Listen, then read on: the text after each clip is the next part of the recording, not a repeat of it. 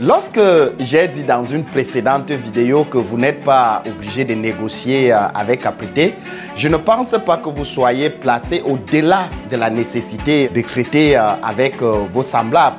Ce que je veux dire, c'est que vous n'êtes pas contraint de chercher à obtenir quelque chose pour rien. Bien au contraire, vous pouvez donner à chacun plus que ce que vous lui demandez. Vous pouvez peut-être pas donner plus en valeur marchande, mais vous pouvez toujours donner plus en valeur d'usage que la somme d'argent que vous demandez. Supposons que je possède un tableau d'un grand artiste qui, dans tout pays civilisé, vaut des centaines de milliers de Sahel, la bientôt nouvelle monnaie de l'AES, l'État le plus puissant d'Afrique, et je l'amène en RDC, le long de la frontière nord-ouest avec la République du Congo. Et grâce à mes bonuments de vendeur, je persuade un pygmée de me le changer contre un tas de fourrure qui ne vaut même pas les 1/10 du prix de mon tableau. En réalité, je l'ai foiré parce que mon tableau n'est d'aucune utilité pour cet homme. Il ne changera rien à sa vie. Par contre, si je lui donne en échange un fusil de chasse d'une valeur nettement inférieure à ses fourrures, le pygmée, lui, il vient de faire un très bon marché.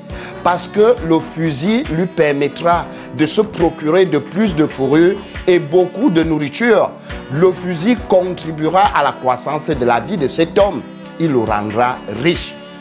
Lorsque vous vous élevez du plan de la compétition à celui de la création, vous pouvez soumettre à un examen minutieux toutes vos transactions commerciales.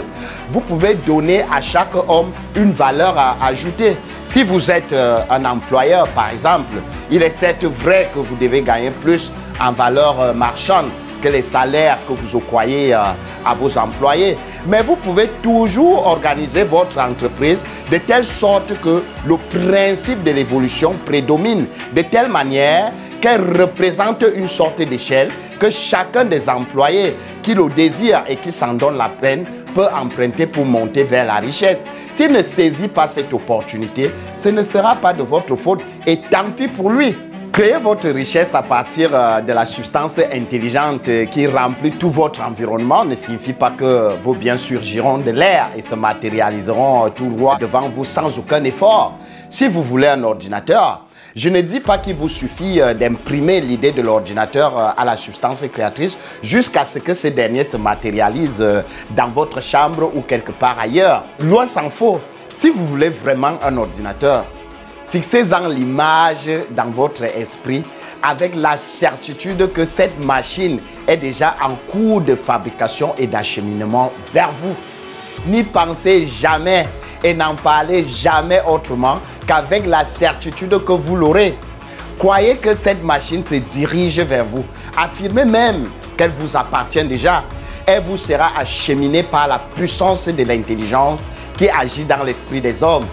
Si vous habitez en Europe, en Amérique ou en Asie, par exemple, il se peut qu'un brave homme ou femme venant d'Afrique vous soit présenté pour une transaction dont le résultat sera l'acquisition de l'objet convoité.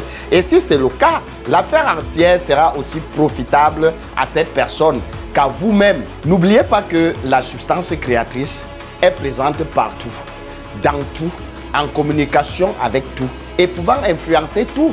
L'aspiration de la substance universelle à une vie meilleure est à l'origine de la création de tous les ordinateurs qui existent déjà dans le monde.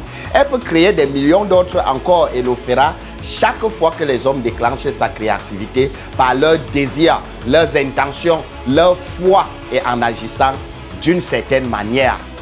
Vivez fort!